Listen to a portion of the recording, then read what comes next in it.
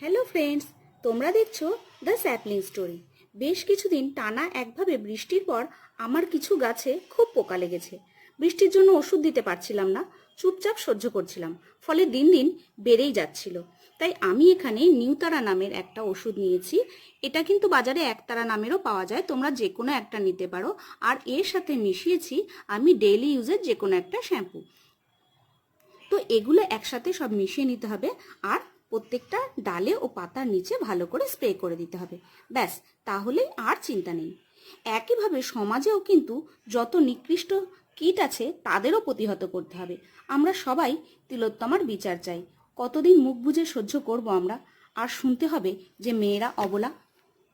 বন্ধুরা, নিজের কন্যা সন্তানকে নাচ গান না শিখিয়ে ক্যারাটে ও মার্শাল আর্ট শেখান ও প্রতিবাদী করে তুলুন। আজ এই পর্যন্তই। নমস্কার।